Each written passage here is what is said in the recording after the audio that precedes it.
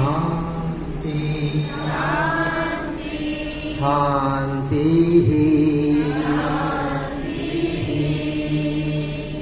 হাতৰ তলুৱা দুখন ঘৰখন কৰি গৰম কৰি দিব আৰু লাহেকৈ চকুগুলিত লগাই দিয়ক। হাতখন গুচোৱাৰ আগতে চকুগুলি খুলি দিয়ক। লাহেকৈ ধন্যবাদ। ইয়াৰ পিছতেই মই মাইক্ৰফোন আমাৰ সন্মানীয় গোস্বামী ছাৰলৈ আগবঢ়াই দিছোঁ। ইয়াৰ পিছৰ পৰ্যায়ত যিখিনি কাৰ্যসূচী হ'ব সকলোখিনি গোস্বামী ছাৰে পৰিচালনা কৰিব।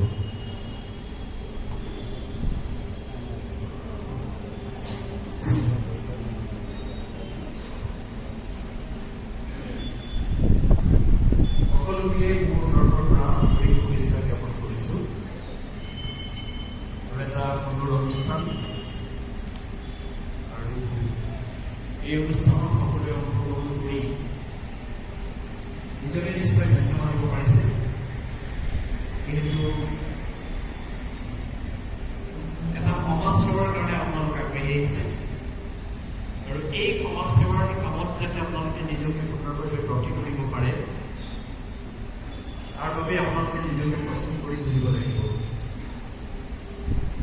প্ৰস্তুত কৰাৰ আগমুহূৰ্তত কিছুমান কথা আপোনালোকে চিন্তা কৰিব লাগিব যে আমি যিহেতু কিছুমান মানুহৰ লগত আমি সম্পৰ্ক কৰিম, আৰু যিবিলাক মানুহৰ লগত আমি সম্পৰ্ক কৰিম বিভিন্ন ধৰণৰ মানুহ, বিভিন্ন ধৰণৰ চিন্তাৰ, বিভিন্ন ধৰণৰ কৰ্মৰে জড়িত বিভিন্ন ব্যক্তিৰ লগত আপোনালোকে যোগাযোগ স্থাপন কৰিব। সেইটো কৰিবলৈ যোৱাৰ আগতে আপোনালোকৰ প্ৰথম কথা হ'ব কি,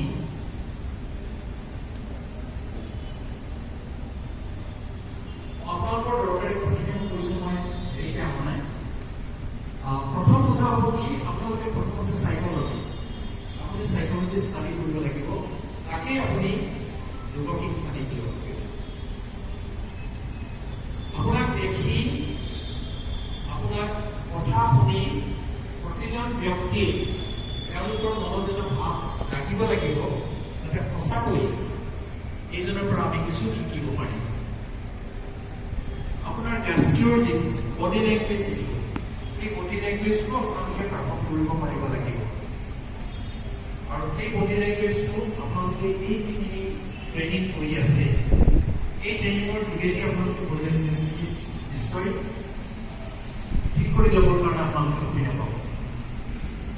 গতিকে আমি তাৰ আগতে কেনেকৈ তেওঁলোকক আমি মটিভেট কৰিব লাগিব, এইটো এটা প্ৰথম কথা। আপুনি যিকোনো গাঁৱতে গৈ বা যিকোনো এখন বিদ্যালয়ত গৈ বা যিটো এটা সমাজত গৈ আপুনি প্ৰথম মটিভেশ্যনটো বৰ ডাঙৰ কথা। কেনেকৈ মটিভেট কৰিব, আপুনি ইণ্টাৰেষ্টেড কাৰণে আপুনি যোৱা শিকিবলৈ আহিছে।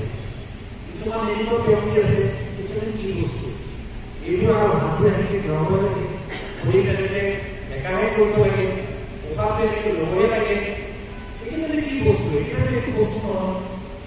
কিন্তু আপোনালোকে তেওঁলোকক কনভিন্স কৰাব পাৰিব লাগিব। এইটো কাৰণেই কৈছোঁ 1984 পৰা মই যুগৰ প্ৰসাৰৰ বছৰৰ কাৰণে জীৱনক চলাই আছোঁ। এই সময়ত আমি যেতিয়া মানুহ পাইছিলোঁ, তেওঁলোকে এনেকুৱাকৈ যোগবিদ্যাটো এনেধৰণে নেগলেক্ট কৰিছিল যে একো বস্তুৱেই নহয়।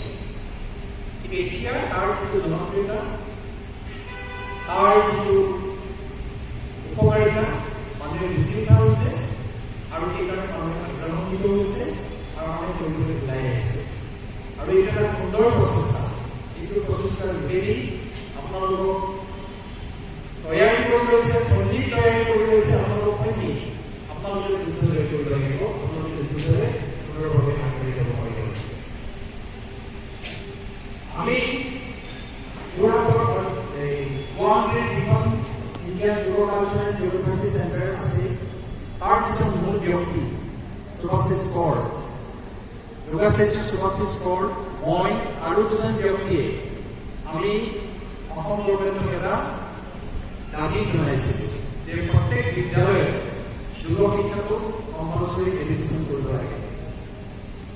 এতিয়া আমাক এটা কথা ক'লে চৰকাৰে যে আপুনি কৈছে হয় আমাৰ অসমত ইমানবিলাক বিদ্যালয় আছে চবতে যদি আমি যুৱ শিক্ষাটো কম্পালচৰি এডুকেশ্যন কৰোঁ এই হিচাপত আমাৰ যুৱ শিক্ষক নাই গতিকে আমি কৰাৰ কোনো লাভ নাই তেতিয়াই 2017 চনত অল অভাৰ আছাম 37খন যোগ বিজ্ঞান মহাবিদ্যালয় আমাৰ প্ৰচেষ্টাত জন্ম হৈছিল আৰু যোৰহাট যোগ বিজ্ঞান মহাবিদ্যালয় প্ৰতিষ্ঠা কৰিছিলোঁ মই আমি এনেধৰণে কিছুমান শিক্ষক বাহিৰ কৰিছোঁ আৰু সেই শিক্ষকবিলাক বাহিৰ হোৱাৰ লগে লগে হাজাৰ হাজাৰ শিক্ষক বাহিৰ হোৱাৰ লগে লগে এতিয়া গভৰ্ণমেণ্টেও এনেকুৱা কামত গাঁৱে গাঁৱে যোগ কৰিব পৰাৰ সাহসখন গোটাব পৰা হৈছে গতিকে আপোনালোক ওলাই আহিছে আপোনালোক প্ৰত্যেকজনে একজন উপযুক্ত ব্যক্তি প্ৰত্যেকেই নিজক যুৱ শিক্ষাৰে শিক্ষিত কৰি লৈছে গতিকে তাক যাতে ফলপ্ৰসূভাৱে সুন্দৰভাৱে তাক যাতে আয়ত্ত কৰি আপোনালোকে সমাজৰ মাজলৈ লৈ যাব পাৰে তাৰ কাৰণে মই আপোনালোকৰ প্ৰতি আহ্বান জনালোঁ আৰু এইখিনি এটা চাইণ্টিফিক কথা মই ক'ব বিচাৰিছোঁ আপোনালোকে এতিয়া যিটো কৰি গ'ল ওমকাৰ ধ্বনিৰে যিটো কৰি গ'ল মই আহি সুধিছোঁ যে আপোনালোকে প্ৰেয়াৰটো আৰম্ভ কৰে নে নকৰে আপোনালোকে ওমকাৰ ধ্বনিৰে যিটো কৰিলে এই ওমকাৰ ধ্বনিটো 3টা শব্দৰে গঠিত হৈছে জানে বুজক অ উ ম ওম বস্তুটো আহিব লাগিব লোৱাৰ একজনৰ পৰা অটো ইয়াৰ পৰা আহিব লাগিব উটো ইয়াত হ'ব আৰু মটো নাকত শেষ হ'ব ওম ওম এইটো বস্তু আহে এইটো কেতিয়াও আপোনালোকে কৰিব নালাগে এইটো বস্তুটো চেষ্টা কৰিব অমত 3টা আখৰ আছে ব্ৰহ্মা বিষ্ণু মহেশ আপোনালোকে জানে যোগাৰ আদি গুৰু হ'ল কোন শিৱ মহাদেৱ শিৱ নহয়নে মহাদেৱ আদি গুৰু শিৱ গতিকে আমি প্ৰথম অৱস্থাত এই 3জন দেৱতাক আমি নিজৰ ভিতৰত সোমোৱাই ল'লোঁ আমি নিজৰ ভিতৰত স্থিতি কৰি ল'লোঁ তেওঁলোকক আমি স্থান দি ল'লোঁ ওমকাৰ ধ্বনি যিটো প্ৰণৱ ধ্যান বুলি কয় আপোনালোকে এইটো প্ৰথমতে প্ৰণৱ ধ্যান কৰিব আৰু সেই ওমকাৰ ধ্বনিটোৰ যোগেদি আপোনাৰ সমগ্ৰ শৰীৰৰ ভিতৰত যিমানবিলাক কোষ আছে এই গোটেই কোষবিলাকত এটা ভাইব্ৰেশ্যন হৈছে আৰু সেই ভাইব্ৰেশ্যনে আপোনাৰ অন্তৰত আপোনাৰ ভিতৰ ভাগত এখন মেগনেটিক চুম্বক ক্ষেত্ৰ এখন তৈয়াৰ কৰিছে আৰু যিখন চুম্বক ক্ষেত্ৰই আপোনাৰ সকলোবিলাক বস্তু এটা কণ্ট্ৰলত ৰাখি আপোনাৰ মনটোক ষ্টেবল কৰি দিছে মানসিকভাৱে আপোনাক সবল কৰি তুলিছে মেণ্টেল ষ্টেবিলিটি আৰু ইকুইলিব্ৰিয়াম এই 2টা বস্তু আপুনি ওমকাৰ ধ্বনিৰে